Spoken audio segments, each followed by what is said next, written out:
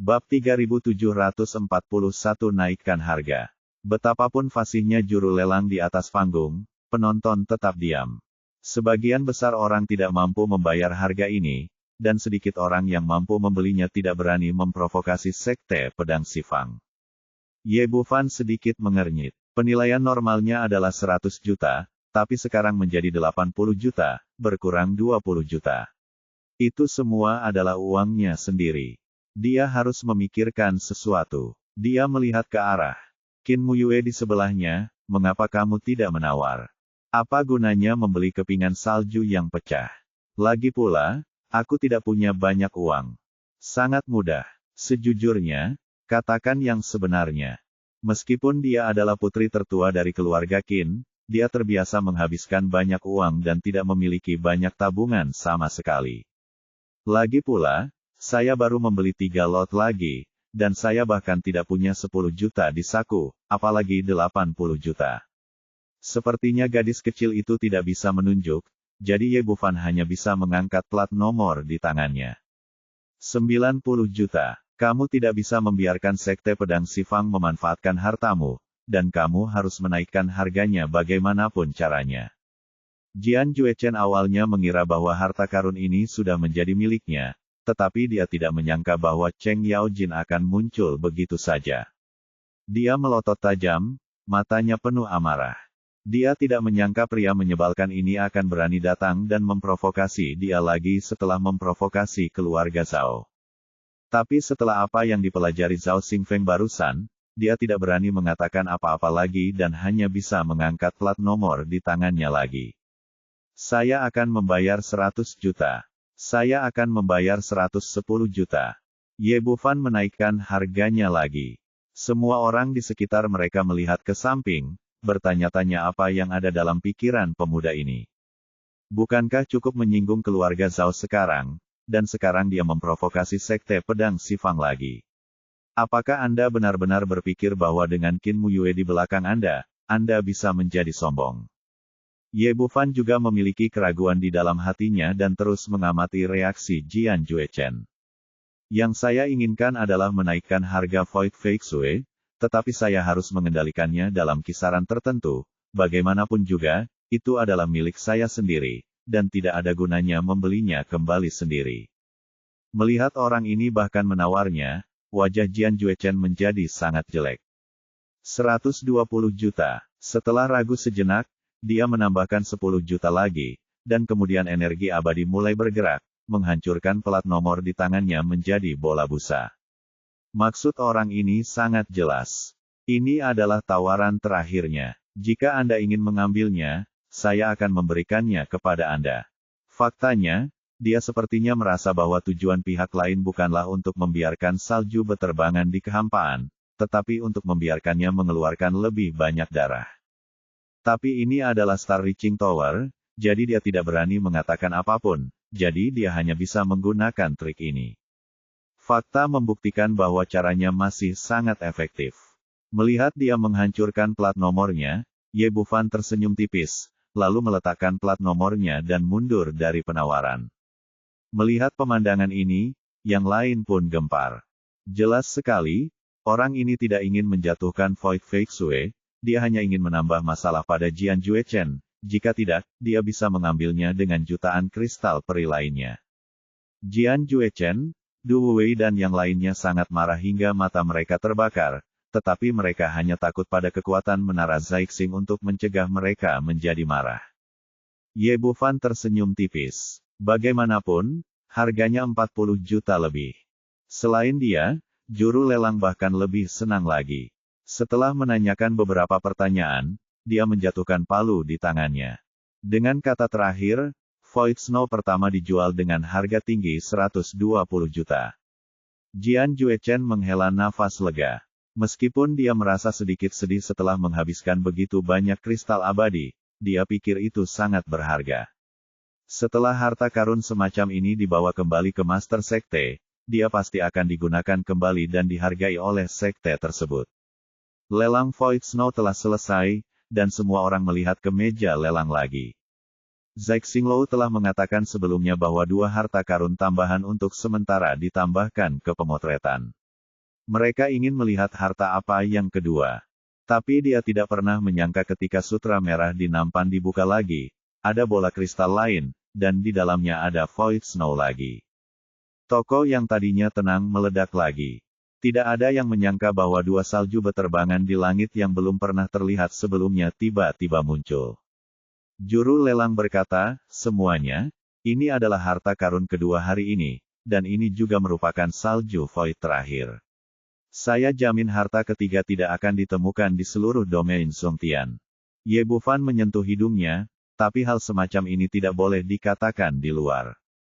Para tamu yang terhormat, semua orang harus memanfaatkan kesempatan terakhir ini.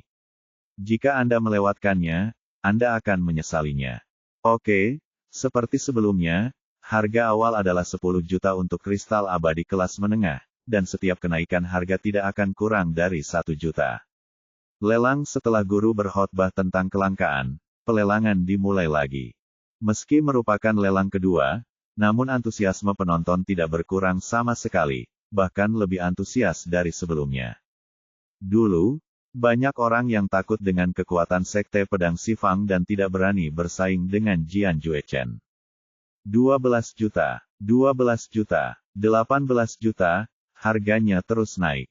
Han Lingkuang mengangkat plat nomor di tangannya dan berteriak, saya akan membayar 10 juta.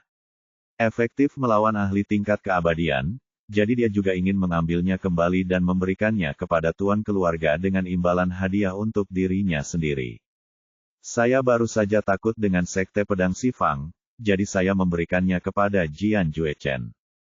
Kini setelah muncul yang kedua, menurutnya ini adalah anugerah yang diberikan Tuhan kepadanya, dan tidak ada yang bisa menandinginya. Faktanya, memang demikian, dan orang-orang di sekitarnya langsung mematikannya saat dia melakukan tindakan tersebut. Meskipun orang-orang ini menginginkan Void Fake Sue, mereka tidak boleh menyinggung sekte pedang Sifang, begitu pula keluarga Han. Di satu sisi, ia takut dengan kekuatan orang lain, dan di sisi lain, ia juga tahu bahwa pada akhirnya tidak akan ada orang yang memiliki sumber keuangan yang kuat. Melihat semua orang di sekitarnya meletakkan plat nomornya, Han Lingkuang merasa senang. Anda harus tahu bahwa Jian Juechen baru saja menghabiskan 120 juta. Jika dia dapat mengembalikan 30 juta ke Void Fake Sue, apakah dia kepala keluarga atau tetua yang hebat, dia pasti akan mendapat imbalan yang besar. Tapi sebelum dia bisa merasa bahagia, sebuah suara malas terdengar di sampingnya. 40 juta. Penawarnya adalah Ye Bufan. Kerumunan orang yang menonton langsung meledak. Orang ini benar-benar gila. Dia memprovokasi keluarga Zhao dan sekte pedang Sifang, dan sekarang dia memprovokasi keluarga Han. Apakah orang ini berpikir dia tidak mati cukup cepat? Sudah berakhir, anak ini sudah mati.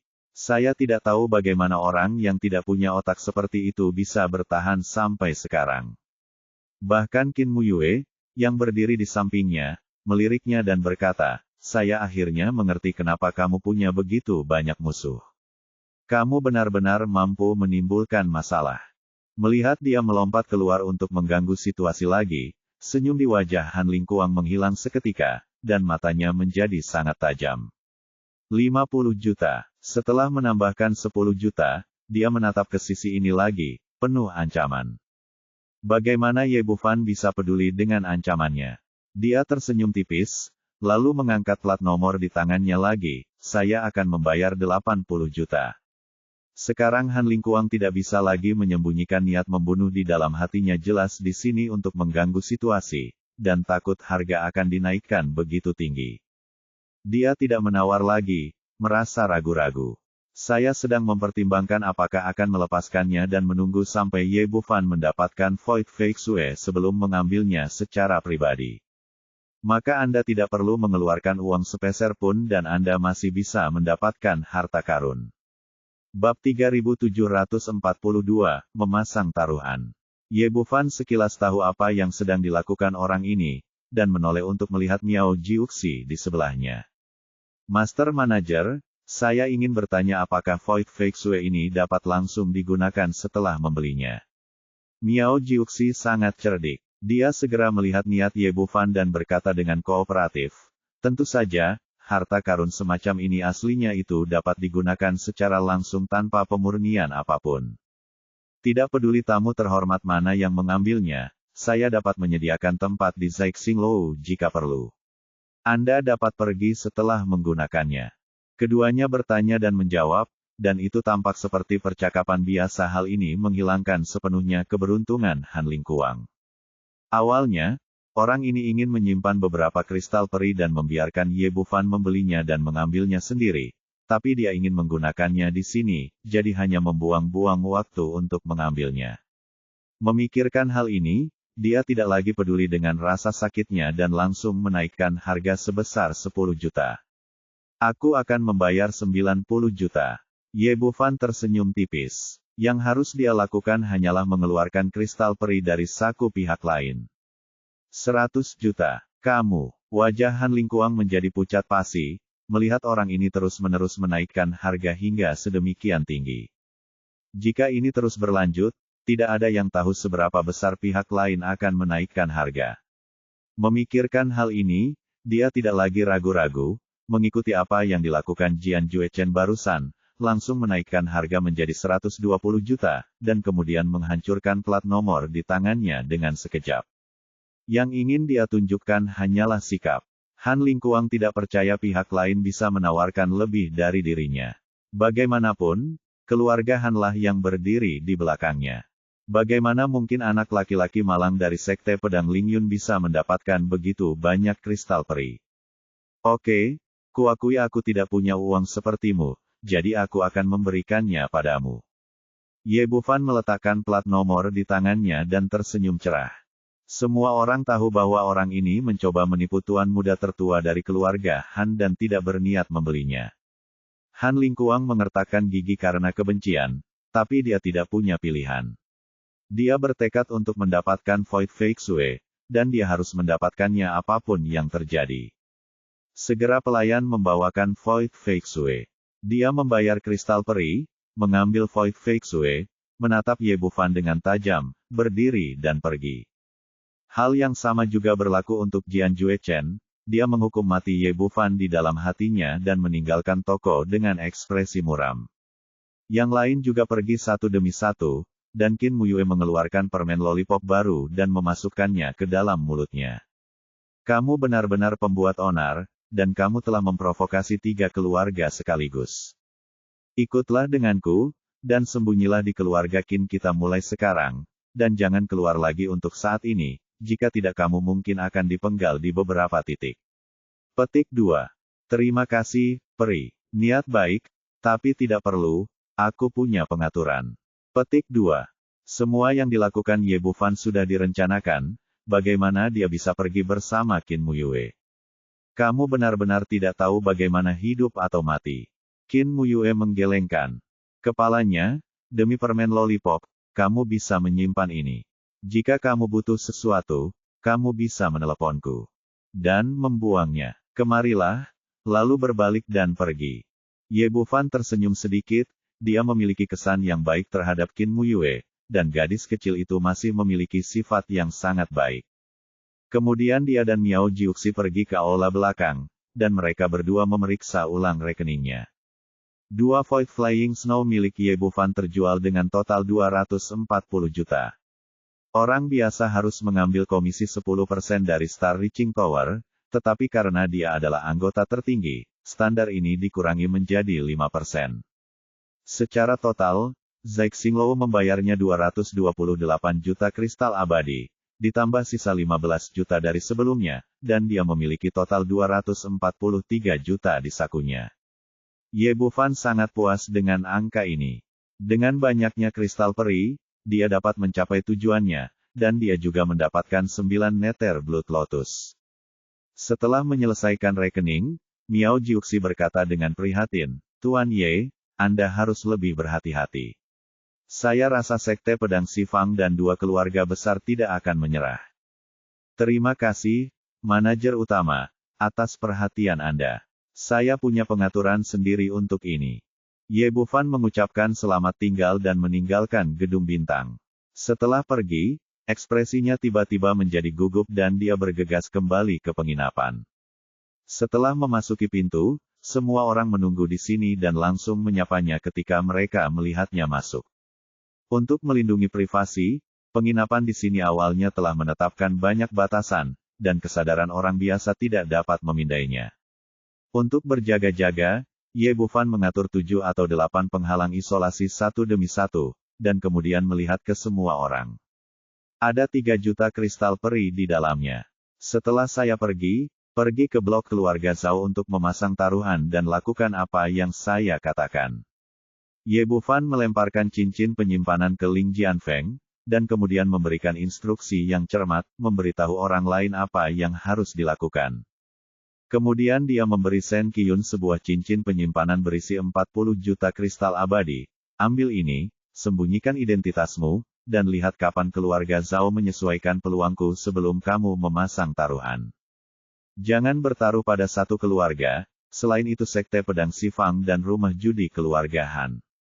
Setelah mengalokasikan 2 cincin penyimpanan, Ye Bufan masih memiliki 200 juta di tangannya, yang seharusnya cukup baginya untuk menembus kemacetan yang ada.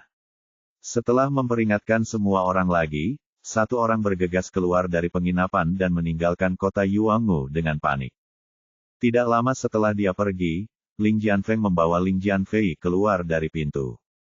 Mereka berdua menemukan sudut terpencil, melihat sekeliling untuk melihat apakah tidak ada orang di sekitar, lalu diam-diam mengeluarkan jubah hitam dan mengenakannya pada diri mereka sendiri. Dia juga mengenakan syal hitam di wajahnya, menutupi wajahnya dengan erat. Setelah melakukan semua ini, keduanya berjalan menuju rumah judi keluarga Zhao.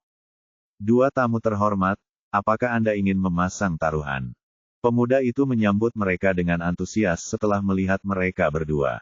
Ini adalah rumah judi, dan kebanyakan orang muncul dengan identitas aslinya. Kadang-kadang, ada beberapa orang yang tidak mau mengungkapkan identitas aslinya.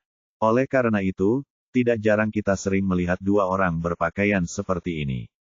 Bagaimanapun, apa yang pada akhirnya hanya dikenali oleh tempat seperti rumah judi adalah kontraknya, dan tidak peduli siapa yang mengambilnya. Ling Jianfeng sengaja merendahkan suaranya, membuat tenggorokannya serak. Sekarang, berapa peluang Ye Bufan versus Han Lingduan? Anak laki-laki itu berkata dengan sopan, kemungkinan pertandingan ini adalah Ye Bufan menang dan kalah 10 lawan 1, dan Han Lingduan menang dan kalah 1 lawan 10. Biasanya, Ye Bufan kekuatan yang ditunjukkan adalah Daluo Immortal, dan Han Lingduan adalah puncak Raja Abadi. Kemungkinannya tidak terlalu rendah. Namun setelah belajar dari pengalaman sebelumnya, keluarga Han membayar 50 juta kristal abadi sekaligus, sehingga mereka menjadi berhati-hati, takut terjadi kecelakaan, sehingga tidak berani mengemudi terlalu tinggi. Bukan hanya mereka, tapi kasino di sekitarnya juga seperti ini. Bagaimanapun, Ye Bufan agak buram, dan kemungkinannya pada dasarnya sama. Setelah anak laki-laki itu selesai berbicara, Ling Jianfeng mengerutkan kening, sepertinya tidak puas dengan hasilnya. Tuan Muda Han hanya membayar 1 dari 10 untuk kemenangan. Bukankah kompensasinya terlalu kecil? Bagaimanapun, dia adalah murid dari 7 keluarga besar dan puncak Raja Abadi. Pemuda itu berkata sambil tersenyum wajahnya, kalian berdua, tamu, tidak bisa membantuku. Dia hanya seorang pemuda. Peluangnya ditentukan oleh para petinggi. Mereka pasti punya alasannya sendiri-sendiri. Bukan hanya keluarga kita, semua orang di sekitar kita juga sama. Petik 2. Tunggu sebentar, mari kita diskusikan. Ling Jianfeng menarik Ling Jianfei ke samping dan berkata dengan suara rendah. Bukankah kemungkinan 1:10 terlalu rendah? Ling Jianfei berkata, ayah, mengapa kamu begitu peduli? Banyak. Lagi pula Ye Bufan melarikan diri, dan kamu akan menang tidak peduli berapa banyak kamu bertaruh. Itu hanya mengambil kristal peri secara gratis, tanpa resiko apapun. Petik 2.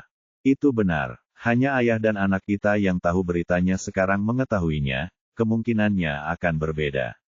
Ling Jianfeng mengangguk, kembali ke anak laki-laki itu, mengeluarkan cincin penyimpanan dan menyerahkannya, ini adalah 3 juta kristal abadi. Kami akan menggunakan perintah Han untuk mengalahkan kemenangan Tuan Han. Petik 2. Bab 3743, Informasi Keluarga Zhao. Pemuda itu sedikit terkejut. 3 juta kristal abadi kelas menengah adalah taruhan besar di seluruh rumah judi. Apakah kalian berdua yakin? Kami semua bertaruh pada Han Lingduan. Jika Anda yakin, kami akan mengambil Tuan Han dan bukan yang lain. Ling Jianfeng dan Ling Jianfeng bertindak sangat tegas tanpa ragu-ragu. Oke, silakan ikut dengan saya. Dengan taruhan sebesar itu, pemuda itu sendiri tidak punya hak untuk menanganinya. Dia membawa 2 orang ke konter di belakangnya dan memberikan kontrak kasino kepada mereka.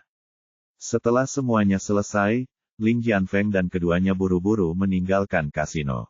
Tak jauh dari penginapan, aku kembali ke pojok terpencil, melepas jubah hitam di tubuhku, dan mengembalikannya ke tampilan aslinya. Setelah menyelesaikan semua ini, Ling Jianfei menghela nafas panjang. Ayah, apakah kita menjadi kaya kali ini? Saya tidak bisa mengatakan kita menjadi kaya. Kemungkinannya terlalu rendah. Dibutuhkan 3 juta untuk mendapatkan taruhan 300.000. Ling Jianfeng menggelengkan kepalanya sedikit, sepertinya menjadi sedikit tidak puas dengan hasilnya. Sayang sekali Sekte Pedang Lingyun kita hanya memiliki begitu banyak uang. Alangkah baiknya jika kita memiliki lebih banyak uang. Lagi pula, hal semacam ini hanya menghasilkan uang secara cuma-cuma.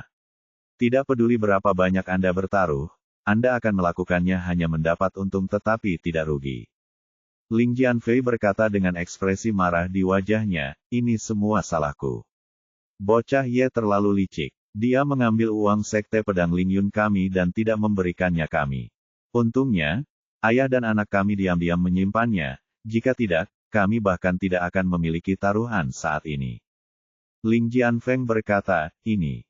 Dia memang memiliki beberapa kemampuan, tetapi dia terlalu rakus dan tidak tahu bagaimana cara maju atau mundur. Ling Jianfei mengangguk, ya, saya tidak tahu siapa yang memberinya keberanian untuk memprovokasi Sekte Pedang Xifang dan 2 keluarga besar. Bukankah dia mencari kematian? Mulai sekarang, ayah dan anak kita akan sepenuhnya bebas, dan Sekte Pedang Lingyun akan tetap menjadi milik kita. Ling Jianfei bertanya, ayah, mengapa anak laki-laki itu melarikan diri tanpa membawa wanita manapun di sekitarnya? Siapa yang tahu? Ling Jianfeng menggelengkan kepalanya, mungkin karena wanitanya terlalu cantik untuk disembunyikan kemanapun dia pergi, jadi untuk menyelamatkannya hidup dia tidak terlalu peduli. Mungkin saja wanita-wanita itu tidak mengikutinya. Lagi pula, dia sudah masuk kompetisi 100 teratas, yang merupakan kesempatan langka. Siapa yang tahu siapa yang akan memanfaatkan kesempatan ini tidak mau ketinggalan. Ling Jianfei mengangguk, itu benar, jika itu aku tidak akan lari bersamanya. Oke, ayo kembali. Kita harus merahasiakan urusan hari ini dan jangan beritahu siapapun. Setelah itu, mereka berdua masuk ke dalam stasiun. Dalam kegelapan di belakang mereka, beberapa bayangan hitam muncul satu demi satu dan dengan cepat menghilang ke langit malam. Di lobi keluarga Zhao, Zhao Xingfeng menundukkan kepalanya dan berdiri dengan hati-hati di depan Zhao Qinglian. Elder, saya gagal membawa kembali 9 neter Blood Lotus, tolong hukum saya. Ekspresi Zhao Qinglian muram, apa yang terjadi? Tidak bisakah kamu menangani hal sekecil itu? Memikirkan Ye Bufan dan Zhao Xingfeng, dia mengertakkan gigi dengan kebencian dan menceritakan kisahnya dari awal hingga akhir.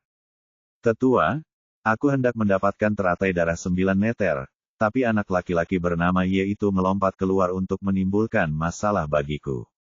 Orang ini sangat penuh kebencian, dia tidak menganggap serius keluarga Zhaoku, dia harus dibunuh potong saja berkeping-keping dengan 1000 potongan. Saat keduanya berbicara, seorang pria berpakaian hitam masuk dari luar. Zhao Qinglian telah meminta Zhao Xingkong untuk melacak Ye Bufan akhir-akhir ini, dan pria berbaju hitam adalah salah satu anak buahnya yang cakap. Tuan Tetua, Tuan Muda meminta saya untuk melaporkan sesuatu yang penting kepada Anda. Bicaralah. Zhao Xingfeng juga merupakan murid inti keluarga Zhao, jadi Zhao Qinglian tidak memintanya mundur. Seperti ini, Ye Bufan baru saja berpartisipasi dalam pelelangan Zai Xinglou. Pria berbaju hitam bertanggung jawab atas pekerjaan intelijen keluarga Zhao.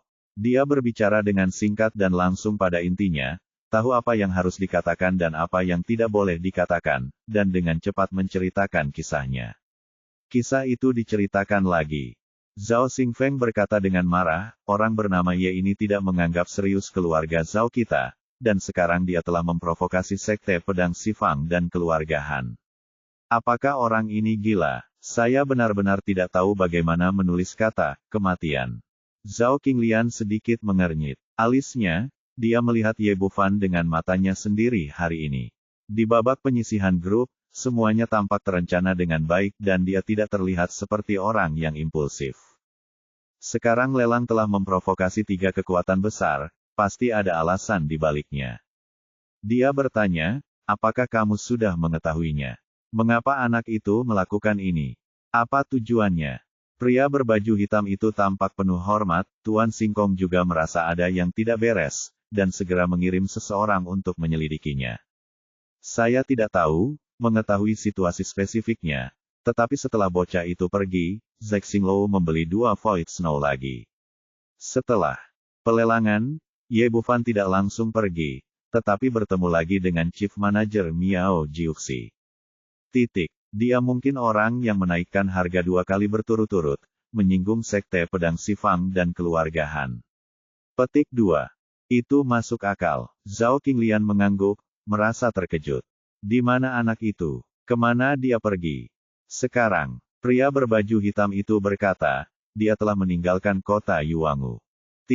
Dia berjalan terburu-buru dan tampak sedikit panik. Segera mekar. Ada pancaran kegembiraan. Jika Ye Bufan berada di kota Yuangu, keluarga Zhao benar-benar tidak akan berani pindah.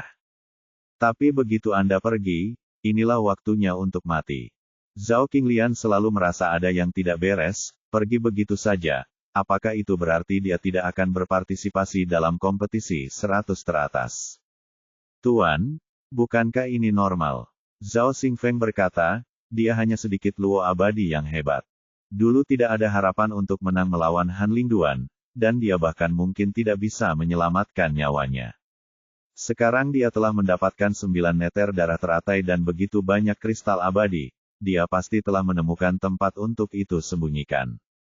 Jika Anda telah membuat rencana seperti itu, bagaimana Anda berani menyinggung keluarga Zhao, keluarga Han, dan sekte pedang Sifang? Saya dapat menjamin bahwa setelah anak ini keluar, dia akan segera menemukan tempat untuk bersembunyi, dan dia tidak akan melakukannya selama 10 atau 8 tahun. Berani muncul lagi. Zhao Qinglian mengelus jenggotnya, merasa bahwa apa yang dikatakan Zhao Xingfeng benar, tetapi dia masih merasa sedikit tidak nyaman di hatinya.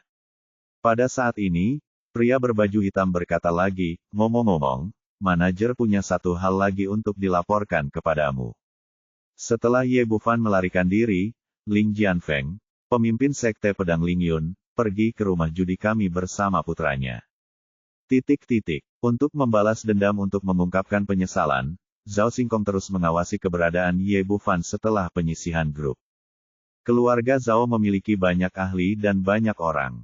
Ngomong-ngomong, orang-orang di sekitar Ye Bufan juga tidak luput, dan ada informan di sekitar stasiun. Karena itu, setiap gerakan Ling Jianfeng dan Ling Jianfei berada di bawah pengawasan mereka, dan kata-kata mereka selanjutnya dapat terdengar dengan jelas. Kini, melalui narasi pria berbaju hitam, keseluruhan cerita telah terungkap. Setelah mendengar ini, jejak keraguan terakhir di hati Zhao Qinglian hilang, semua anak buahnya datang ke kasino kami untuk memasang taruhan. Tampaknya anak ini benar-benar melarikan diri.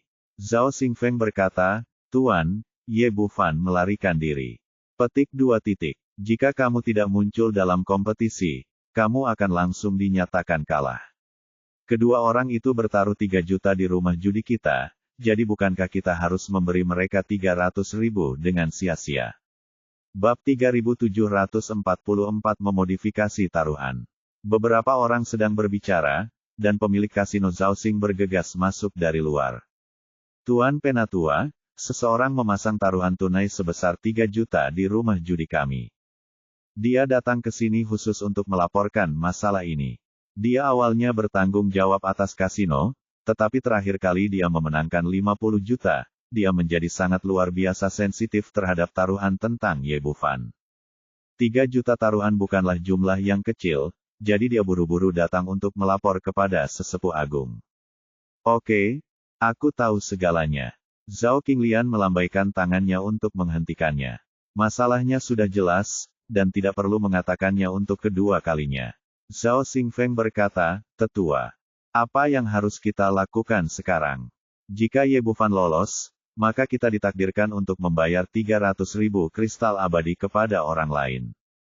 Petik 2. Sesepuh yang hebat, kata Zhao Qinglian. Yang lain jauh lebih tenang dan sangat licik. Setelah merenung sejenak, dia melihat ke arah Zhao Xing, berapa banyak kristal abadi yang ada di rumah judi sekarang.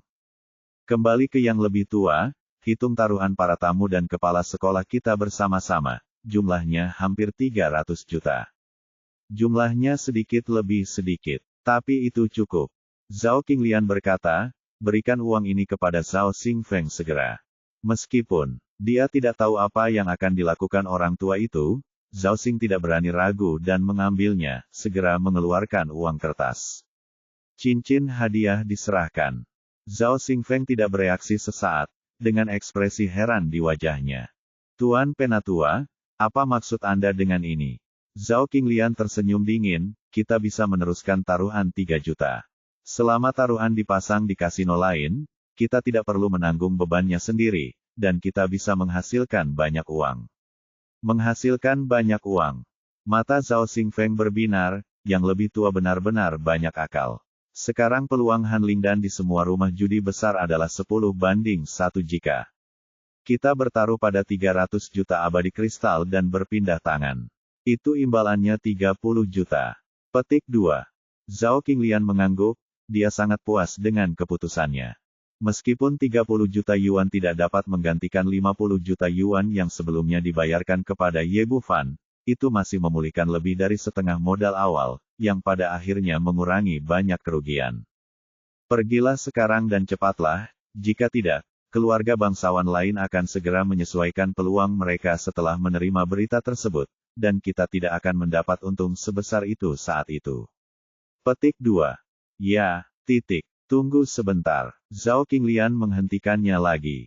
Elder, apakah Anda punya perintah lain?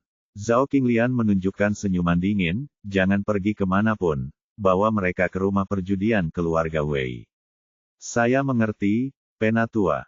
Petik 2. Tentu saja mengetahui tujuan melakukan ini, yaitu untuk menipu musuh lama keluarga Wei. Zhao Xingfeng setuju dan bergegas keluar. Zhao Xing sedikit mengernyit, merasa sedikit tidak nyaman. Sebagai penjaga toko di sebuah rumah judi, dia sangat sadar akan perjudian. Sebelum mendapatkan hasilnya, semuanya tidak diketahui. Dia ragu-ragu dan berkata, Elder, apakah ini terlalu berisiko? Risiko, itu tidak ada. Suasana hati Zhao Qinglian jauh lebih baik dari sebelumnya, dan menceritakan informasi yang baru saja dia terima. Anak laki-laki bernama Ye kini telah meninggalkan kota Yuangmu dan ditakdirkan untuk tidak kembali hidup-hidup. Han Lingduan adalah pemenang terakhir. Jadi tidak ada ketegangan dalam taruhan ini. Anda harus segera kembali ke rumah judi dan menyesuaikan kembali peluangnya bertaruh. Jadi begitu. Setelah mendengar ini, keraguan Zhao Xing hilang. Tuan Penatua, berapa banyak yang harus saya sesuaikan? Zhao Qinglian berpikir sejenak, jika peluangnya berubah terlalu banyak, itu akan menimbulkan kecurigaan orang lain. Oke, Ye Bufan akan membayar 20 jika dia menang, dan Han Lingduan akan membayar 10 jika dia menang. Ya, Zhao Qinglian memandang pria berbaju hitam di ruangan itu, segera beritahu Zhao Xingkong dan minta dia segera membunuh anak laki-laki bernama Ye.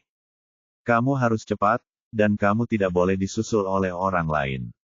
Anak laki-laki itu punya 200 juta abadi padanya.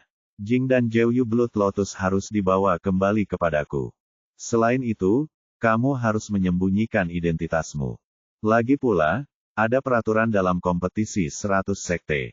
Kamu tidak boleh menyerang murid yang berpartisipasi. Kamu harus melakukannya tanpa diketahui. Jangan tinggalkan celah. Saya mengerti, murid, pergi dan lakukan sekarang. Pria berbaju hitam itu setuju dan bergegas keluar. Setelah semua orang pergi, wajah Zhao Qinglian memancarkan sedikit kekejaman. Semut yang bahagia benar-benar berani menyinggung keluarga Zhao saya. Anda ditakdirkan untuk mati tanpa tempat pemakaman.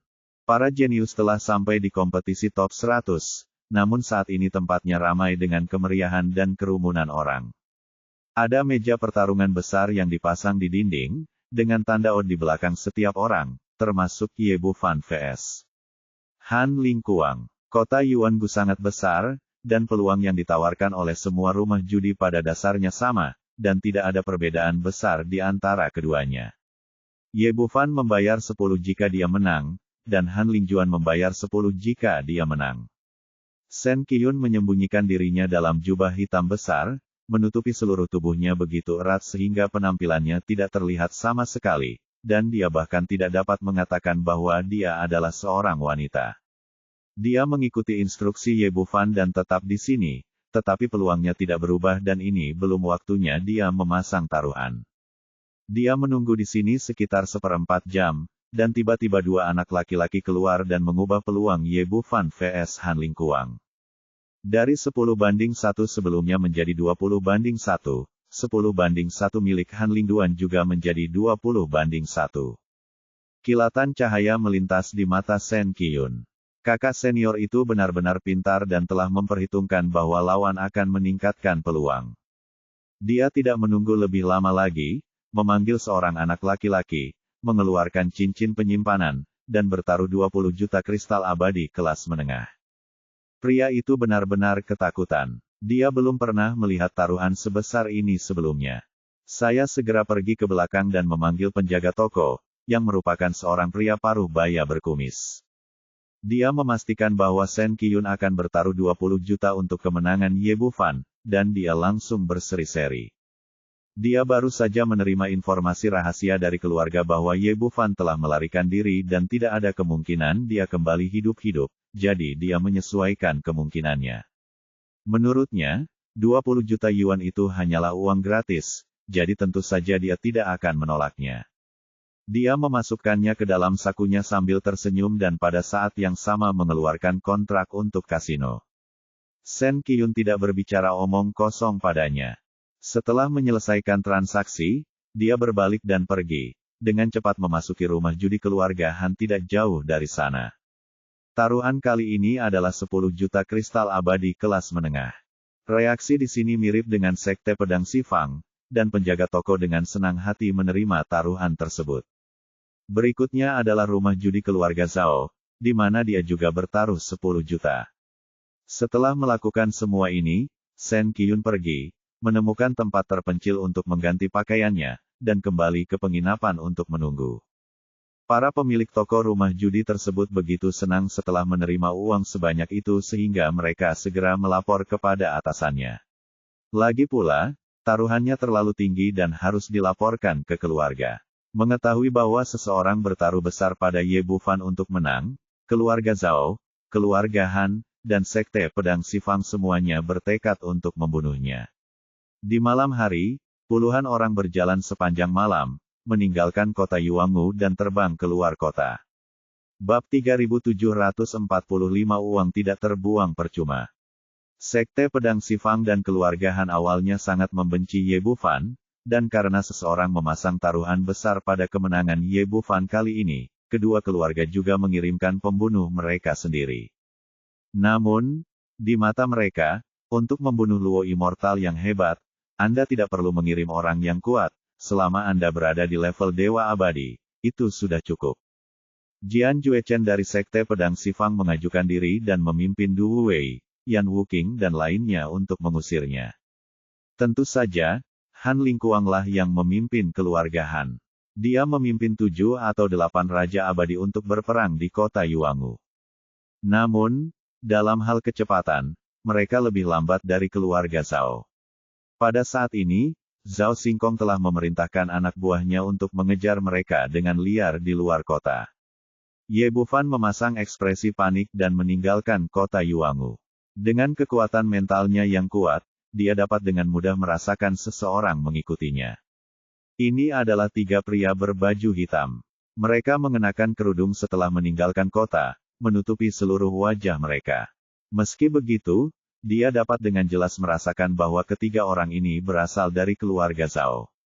Namun, Ye Bufan tidak mengatakan apa-apa, seolah dia tidak memperhatikan siapapun di belakangnya sama sekali. Dia menarik perhatian tiga orang, dan pada saat yang sama diam-diam melepaskan tubuh Tao. Siapkan susunan teleportasi yang sangat sederhana di tempat terpencil tidak jauh dari gerbang kota dan sembunyikan dengan penghalang tersembunyi. Setelah melakukan semua ini, kecepatannya tiba-tiba melonjak dan dia terbang dengan cepat ke arah barat. Mengikuti di belakang adalah tiga orang kuat di tingkat puncak Raja Abadi. Meskipun mereka terkejut dengan kecepatan Ye Bufan, mereka tidak dibuang dan diikuti dari belakang. Sekelompok orang ini saling mengejar, dan setelah beberapa jam mereka berada jutaan mil jauhnya. Tiga Raja Abadi puncak dari keluarga Zhao bahkan lebih terkejut. Bukankah anak ini adalah Luo Abadi yang hebat? Pada saat ini, Ye Bufan tiba-tiba berhenti di kaki bukit dan menoleh untuk melihat mereka. Ketiga Raja Abadi memuncak menjadi segitiga dan segera mengepung Ye Bufan di tengah. Tugas yang mereka terima adalah mengikuti Ye Bufan secara diam-diam. Jika ada kesempatan yang cocok, mereka bisa membunuh lawan di tempat. Pemimpin berkumis itu tersenyum dingin, "Kenapa, Nak, kamu akhirnya berhenti berlari?" Menurutnya, Ye Bufan pasti menggunakan semacam metode rahasia, atau sesuatu seperti jimat, itulah mengapa dia seperti ini. Namun hal-hal ini bersifat sementara dan tidak dapat bertahan lama. Seharusnya sudah habis sekarang. Kalian bertiga bersikeras mencari kematian, maka aku akan mengirimmu pergi. Suara Ye Bufan sangat tenang, dan sikapnya sangat tenang, tetapi begitu dia selesai berbicara, cahaya hitam keluar dari tangannya. Dark Moon Silence awalnya merupakan harta karun yang sangat cepat, tetapi sekarang tingkat budidayanya telah mencapai puncak Daluo Immortal, dan kekuatannya telah meningkat berkali-kali lipat dibandingkan sebelumnya. Begitu kumis selesai berbicara, sebelum dia dapat bereaksi terhadap apa yang terjadi dengan cahaya hitam, kepalanya sudah melayang tinggi. Cepat, kecepatannya terlalu cepat, Dark Moon Silence adalah senjata ajaib untuk serangan diam-diam. Raja Abadi yang agung di puncak kekuasaannya terbunuh di tempat tanpa sedikit pun kemampuan untuk melawan. Dua orang yang tersisa terkejut. Mereka mengira mereka hanya mengejar seekor semut, tetapi mereka tidak ingin semut itu menjadi begitu kuat. Melihat kumis, yang terkuat di antara ketiganya, dengan mudah dipenggal, mereka ragu-ragu apakah akan lari atau terus menyerang, merasa sangat terjerat di dalam hati mereka. Tapi Ye Bufan tidak memberi mereka kesempatan untuk memikirkannya sama sekali. Dark Moon berbalik diam, dan kedua kepala mereka terbang tinggi. Tiga orang dan tiga sinar jiwa melayang di udara, tampak panik. Mereka masih tidak tahu keberadaan seperti apa yang mereka provokasi. Ye Bufan melambaikan tangannya lagi, cahaya hitam melintas, dan bulan gelap diam-diam menghancurkan semangat ketiga orang itu. Biasanya, dia harus memasukkan semua jiwa ketiga orang itu ke dalam botol pemurnian iblis, tetapi situasi saat ini terlalu sensitif. Meskipun dia sudah berada jutaan mil jauhnya dari kota Yuangu, ada terlalu banyak monster tua tingkat senior di sini, dan dia membuat terlalu banyak keributan sebelumnya. Setelah botol pemurnian iblis digunakan, tidak ada yang tahu musuh macam apa yang akan diprovokasi, dan kerugiannya sangat berharga. Selain itu, dia memiliki 200 juta kristal abadi kelas menengah di sakunya, jadi ketiga jiwa ini tidak banyak berguna. Sebaliknya, dia memilih strategi yang lebih aman dan langsung menghancurkan ketiga jiwa tersebut. Gerakan Ye Bufan sangat cepat, dia membunuh tiga orang dan segera pergi, meningkatkan kecepatannya hingga ekstrim. Segera kami tiba di sebuah lembah kecil yang jauhnya ribuan mil dan masuk ke dalam sebuah gua kecil. Ini baru saja dibuka oleh klon, dan susunan teleportasi serta penghalang tersembunyi dipasang di sini. Setelah masuk, dia tidak tinggal terlalu lama dan langsung memasuki istana Raja Naga. Tujuan utama keluar kali ini adalah untuk mengatasi kesengsaraan dan meningkatkan kultivasi seseorang. Orang lain dapat bersembunyi di istana Raja Naga untuk memblokir rahasia surga, tetapi Anda tidak bisa. Tanpa menahan kesengsaraan guntur kepunahan, akan sulit bagi keterampilan membangun tubuh ilahi Anda untuk meningkat dengan cepat. Pada saat yang sama, dia juga tahu bahwa waktunya sangat sempit, dan pasti ada orang-orang dari keluarga Li, keluarga Han, dan sekte pedang Sifang di luar yang mencarinya. Meskipun bersembunyi di istana Raja Naga sangatlah aman, semakin pendek waktunya, semakin baik. Dengan lambaian tangannya, segunung kecil kristal abadi kelas menengah muncul di istana Raja Naga, berjumlah 200 juta. Dengan begitu banyak kristal peri, kamu tidak bisa menggunakan semuanya, kan? Sosok Ye Bufan melintas di tengah kristal peri, dan mulai menjalankan teknik peri kekacauan, menyerap energi spiritual peri dengan gila-gilaan. 200 juta kristal abadi awalnya adalah gunung besar, tetapi mereka mulai menyusut perlahan karena penyerapannya yang gila-gilaan. Sekitar 2/4 jam kemudian, kristal abadi hanya berukuran 2/3 dari ukuran sebelumnya. Di saat yang sama, kekuatan Ye Bufan telah mencapai puncak Luoxian Agung. Jika dia tidak bisa menekannya, dia bisa menerobos kapan saja. Akhirnya berhasil. Ye Bufan menghela napas panjang dan membuka matanya penuh kegembiraan. Setelah melihat sekeliling, dia melihat lebih dari separuh kristal abadi yang tersisa.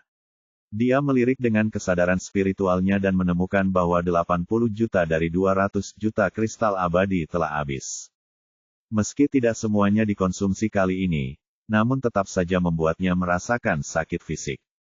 Saat tingkat budidaya meningkat, konsumsi kristal abadi meningkat secara geometris. Kali ini kami menggunakan 80 juta. Berapa banyak yang kami butuhkan setelah kami mencapai Raja Abadi? Memikirkannya saja membuatku pusing. Lupakan saja, ayo cepat dan biarkan kristal peri ini bekerja.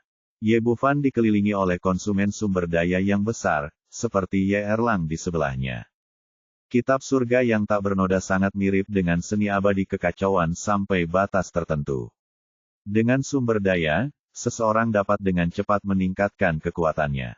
Dia melambaikan tangannya dan mengeluarkan perintah. Sosok Ye Erlang melintas ke posisi sebelumnya dan mulai menyerap energi spiritual peri dengan gila-gilaan. Ye Erlang seperti pompa air berkekuatan tinggi, dengan panik menyedot energi roh peri di sekitarnya, dan bukit itu terus menyusut dengan kecepatan yang terlihat dengan mata telanjang. Setengah jam kemudian, potongan terakhir dari kristal abadi menghilang ke udara tipis dan terserap seluruhnya. Dia merasa tidak enak saat berlatih. Menyaksikan adegan penyerapan gila ini dengan matanya sendiri, Ye Bufan diam-diam mendecakkan lidahnya. Tentu saja, lebih dari 100 juta keping kristal abadi tidak diserap dengan sia-sia. Pada saat ini, Ye Erlang jauh lebih kuat dari sebelumnya, dan dia telah memasuki tahap tengah Raja Abadi. Lumayan, uangnya tidak sia-sia. Ye Bufan mengangguk puas. Musuh yang kuat ada di sekitar, dan kekuatan yang kuat adalah kata terakhir. Kemudian dengan pemikiran di benaknya, dia membawa Ye Erlang keluar dari istana Raja Naga dan kembali ke gua kecil sebelumnya.